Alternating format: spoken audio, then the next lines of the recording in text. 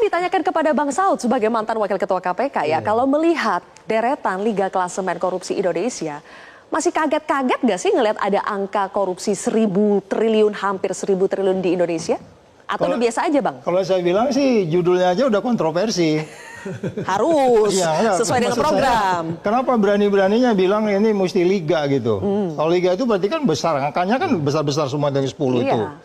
Bahkan kalau kita telusurin itu dari 10 itu kejadiannya di era siapa itu yang paling banyak? Siapa tuh, Bang? Ayo lihat aja, hitung sendiri. Di era siapa tuh presidennya?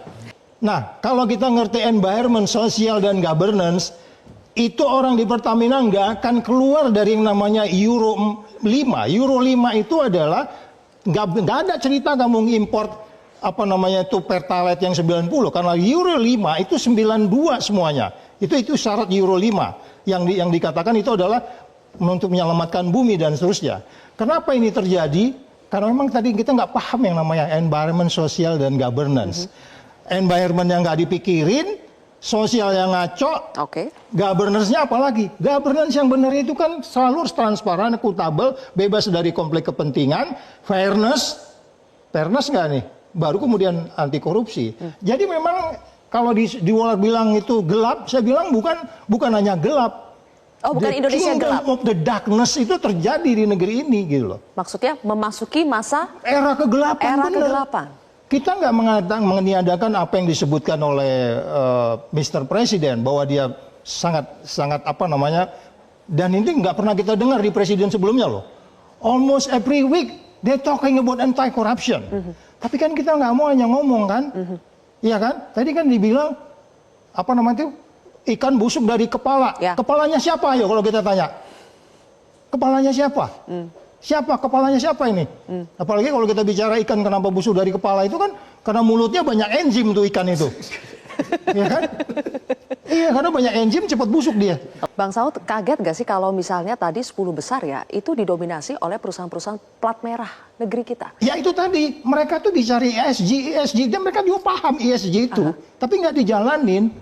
Bahwa masalah environment dan masalah sosial dan masalah governance itu adalah masalah yang harus diselesaikan. Which is itu akan, kalau berintegritas, kejadian ini nggak akan terjadi. Tidak dijalankan karena tidak paham atau tidak mau? Mbak, di antara perusahaan itu saya nggak usah tunjuk, mereka dapat penghargaan ESG tahun lalu. Di pasar modal itu ada memberi penghargaan perusahaan-perusahaan dapat ESG, bahwa dia tuh comply dengan environment, belajar Euro 5, belajar nggak ada timbal dan seterusnya. Jadi mendukung sustainability lah ya? Yes. Tapi itu kan diperbukan, once diimplementasi tetap aja nggak comply dengan ESG yang kita minta itu. Bang Saud udah langsung ngegas aja, Kang Asep mungkin lebih ngegas lagi. Makin kesini kasus korupsi yang terungkap terutama oleh Kejaksaan Agung itu kan makin bombastis, makin ajaib-ajaib nilainya itu, Kang Asep. Menurut Kang Asep, apakah memang karena aparat penegak hukumnya yang semakin serius, semakin getol gitu ya menjalankan perintah dari Presiden Prabowo, atau memang praktik korupsinya yang memang makin menggila? Ya, saya mah sudah lama ya sudah nggak percaya penegakan hukum korupsi. Lihat dari regulasi, implementasi, sustainability, ya regulasi sejak pelemahan KPK. Saya ambil kesimpulan bubarkan saja loh, KPK udah nggak penting.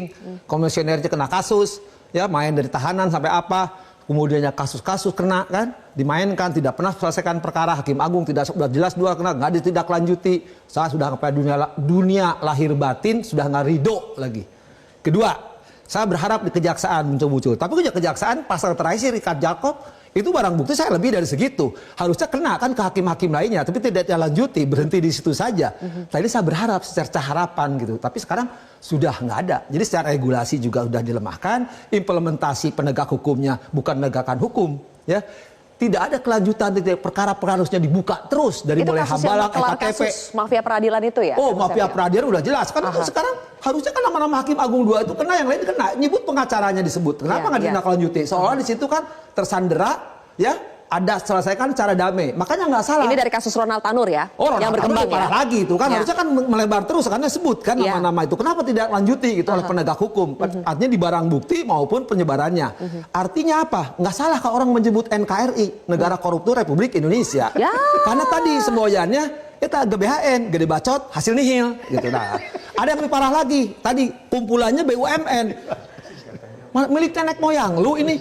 Dan itu fakta kan, soal Pertamina itu dari dulu sampai sekarang kan? Itu jadi mainan. Turun lagi timah. BLI itu kalau BLBI hanya saya yang tinggal satu lagi si Budi yang ketua badan pengawasan yang tahu, yang kita adili gubernurnya, konglomeratnya, obligatornya. Jadi itu mana? Akhirnya kan ditutup juga dengan perjanjian diselesaikan. Jadi soal korupsi di Republik ini saya sudah frustrasi dunia akhirat. Tidak akan percaya. Masih untung ada Bonyamin tuh masih teriak sama itu. Kalau enggak udah peduli amat lah. Karena saya sudah tidak percaya. Mau percaya gimana? Pilih sampai sekarang tidak pernah diselesaikan. Coba, mau kemana arahnya?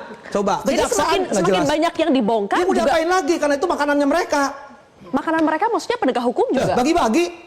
Lah kan kan dibuka harusnya kasusnya. Tadi kasusnya disebut nama-nama. Paling gampang kan boleh berantakan penyidik, penuntut. Tapi kalau hakimnya sudah terkooptasi, sudah ditunggangi dan tidak diselesaikan mereka bermasalah dan disebut namanya, ternyata alma maternya Pak Saud tidak pernah menindaklanjuti bukan kejaksaan. Ya nggak usah diperiksa lah, sudahlah kita bagi-bagi aja barang buktinya. Kenapa sih Mbak Bibip seolah-olah perusahaan-perusahaan plat merah kita malah jadi dalam tanda kutip ya sarang korupsi?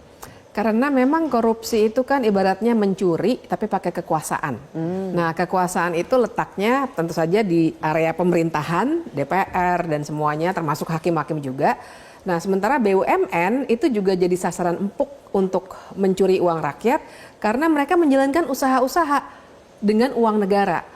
Jadi kita juga tahu bahwa praktiknya udah lama banget, udah lebih dari 10 tahun saya kira. Kebiasaan dari para politisi adalah menempatkan orang-orangnya sebenarnya untuk membayar jasa waktu pemilu di BUMN sebagai komisaris, terutama komisaris ya, tapi juga sebagai yang lain-lainnya di BUMN. Jadi tidak bersih dari kepentingan politik ya? Sama sekali tidak bersih. Karena namanya korupsi kan memang begitu ya, pasti dia urusannya dengan power. Nah, power dan uang negara itu ngumpulnya memang di BUMN. Nah, cuma yang ingin saya soroti juga adalah dampaknya ke kita. Ya. Dan kemarahan kita kan baru tersulut sebenarnya ketika ternyata kita jadi korban langsung dalam hal Pertamina misalnya dan yang lainnya juga saya kira. Ya kalau dibilang kerugian negara bukannya lebih kerugi kita ya sebagai masyarakat kita, ya? Kalau betul kerugian negara pun uang negara kan datangnya dari kita. Ya. Jadi dua ya, kerugian negara dalam arti uang negara itu datang dari pajak. Tapi untuk kasus seperti Pertamina, kita sebagai pembeli produknya, konsumennya merasa dirugikan secara langsung. Nah, cuma yang saya mau soroti juga, Sylvia, itu adalah narasi yang dipakai juga ya sama kejaksaan. Saya suka menyebutnya populisme hukum gitu. Menyebutkan angka yang fantastis dalam sebuah konferensi pers. Pertanyaannya adalah satu, apakah itu benar bisa dibuktikan di pengadilan nanti? Dan kedua, apakah benar itu seluruhnya adalah kerugian negara yang bisa dikuantifikasi? Karena dalam beberapa kasus sebenarnya itu gagal. Misalnya waktu kasusnya Timah kemarin kan sebenarnya loss ternyata. Potential loss gitu. Itu masih bisa diperdebatkan. Tapi baiklah untuk menyulut perhatian kita sehingga kita bisa rame-rame marah, rightfully, karena menurut saya kita memang layak sekali marah karena itu uang kita. Itu cara yang baik gitu. Cuma hati-hati dengan PHP-nya itu ya kata anak sekarang ya. Jadi seakan-akan kita diberi harapan ini semuanya akan bisa dibuktikan di pengadilan. Tapi seperti kata Kang Asep tadi, pengadilan juga satu pembuktiannya belum tentu terpenuhi. Apakah betul itu kerugian negara? Tapi yang kemudian kedua juga aparat-aparat penegak hukumnya, termasuk nanti kita lihat dakwaan jaksa apakah setinggi itu atau tidak. Kemudian hakim nanti memberi putusannya, jangan-jangan nanti 6 tahun lagi kayak kasus yang kemarin PT Timah. Jadi saya kira itu juga yang kita harus perhatikan betul. Jangan sampai liga ini sekarang menyulut kemarahan sementara, tapi sebenarnya nggak tuntas. Karena hati-hati juga loh, jangan-jangan ada ganti pemain. Kita nggak tahu karena sekarang ya oligarki juga sedikit ganti-beganti ya dengan ganti pemain-pemain di tingkatan politik gitu.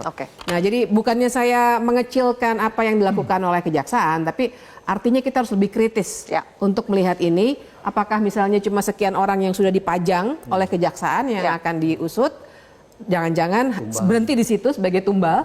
Padahal sebenarnya nanti aktornya bisa jauh kemana-mana. Namanya korupsi pasti berjaringan. Nggak mungkin sedikit orang.